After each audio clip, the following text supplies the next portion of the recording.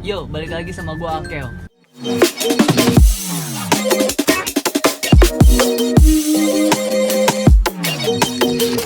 Di video gua kali ini kebetulan minggu kemarin gua ada UTS, itu mata kuliah BLK, Badan Lembaga Keuangan. Nah, kata dosen gua itu jawabannya itu harus divideoin dan harus diupload di YouTube. Makanya video gua kali ini buat gua jawab itu soal UTS. Oke, langsung aja. 1. Jelaskan tentang pengertian aset tak berwujud, dan aset keuangan. Nah, teman-teman, kalau misalkan aset berwujud itu adalah aset yang nilainya itu bergantung pada bentuk fisik aset tersebut. Contohnya kayak tanah, bangunan, intinya itu yang berwujud. Sedangkan aset tak berwujud itu sebaliknya, aset yang nilainya tidak bergantung pada bentuk fisik aset tersebut, seperti aset keuangan. Nah, teman-teman, kalau aset keuangan sendiri itu adalah aset yang memiliki klaim-klaim hukum atas dasar manfaat arus kas di masa yang akan mendatang. Contohnya itu banyak seperti obligasi, aset kredit, dan saham biasa. 2. Bagaimana hubungan antara aset keuangan dan aset berwujud? Nah, keduanya itu merupakan arus kas yang didapatkan di masa yang akan mendatang. Hasil arus kas yang didapatkan dari aset keuangan itu dihasilkan dari aset berwujud.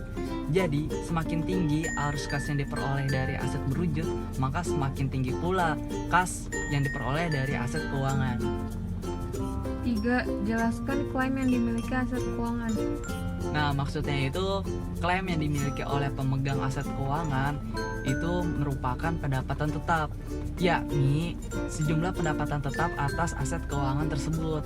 Jika aset keuangan memiliki pendapatan tetap, maka ini dinamakan sebagai instrumen utang. 4. Jelaskan bagaimana peran aset keuangan dalam perekonomian. Nah, perannya itu ada dua. Pertama itu aset keuangan sebagai pemindahan dana. Nah, contoh itu misal ada pengusaha yang ingin memperluas usahanya, maka dia menerbitkan aset keuangan, bisa berupa saham biasa atau obligasi, dan dijual kepada penjual dana. Nah, dari penjualan tersebut bisa untuk memperluas usahanya. Nah, kedua itu aset keuangan sebagai membagi resiko atau risk sharing. Nah, jadi aset keuangan itu bisa membagi resiko arus kas dari aset fisik yang tak terhindarkan. Pasar keuangan. Nah, teman-teman, pada intinya itu terjadinya era globalisasi karena kegiatan ekonomi antar negara itu semakin terbuka, sehingga menyebabkan munculnya itu budaya-budaya baru, hal-hal baru, pengetahuan baru yang mengakibatkan warga antar negara itu saling berinteraksi. Makanya penyebab terjadinya era globalisasi itu seperti itu. 6. Jelaskan perbedaan pasar uang dan pasar modal. Nah, kalau pasar uang itu umumnya memperjualbelikan surat berharga pasar uang, SBPU, Surat Bank Indonesia, SBI, deposito, promissory notes, hingga treasurer's bill. Pasar modal itu umumnya memperjualbelikan saham, obligasi, hingga reksadana. 7. Jelaskan apa yang dimaksud dengan fungsi likuiditasi dari pasar keuangan. Nah, maksudnya itu kekayaan yang disimpan dalam instrumen keuangan itu dapat dicairkan dengan mudah melalui mekanisme pasar keuangan seperti obligasi atau saham dan instrumen keuangan lainnya. Itu menjanjikan keuntungan dengan resiko yang relatif lebih kecil. Saham memiliki resiko yang lebih dinamis dibanding aset keuangan yang lain. Nah, jadi teman-teman, kalau saham itu grafiknya naik turun. Kenapa bisa dikatakan dinamis? Jadi kita nggak bisa meramal nih besok ini saham A ini bakal naik terus atau turun grafiknya. Jadi makanya dinamakan dinamis. Jadi kita sebagai pembeli saham juga kita harus pinter-pinter nih nyari info dari saham yang mau kita beli.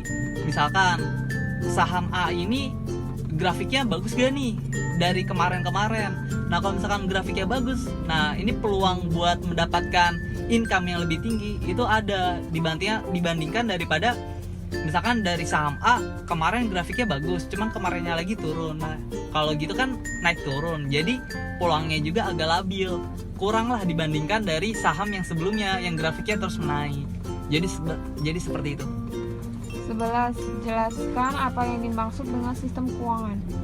Nah, sistem keuangan itu adalah suatu sistem yang terdiri dari lembaga keuangan, pasar keuangan, infrastruktur keuangan, dan perusahaan non-keuangan yang saling berinteraksi dalam pendanaan atau penyediaan pertumbuhan perekonomian suatu negara. 19. Faktor apa saja yang mendorong terjadinya inovasi keuangan? Nah, kalau menurut saya itu ada 4 faktor. Pertama itu karena perkembangan teknologi, itu sudah jelas, jadi teknologi terus berkembang, harus diikuti dengan inovasi secara terus-menerus. Nah, kalau kedua itu kebutuhan untuk meningkatkan pengalaman dari pelanggan. Ketiga, karena perubahan yang terjadi secara global. Keempat itu ingin menjadi yang terdepan. Nah, itu udah jelas. Dengan kita berinovasi, kita menempatkan diri kita untuk menjadi yang terdepan, bukan yang terbelakang. Video gue kali ini cukup sampai sini. Untuk Pak dosen, terima kasih and see you.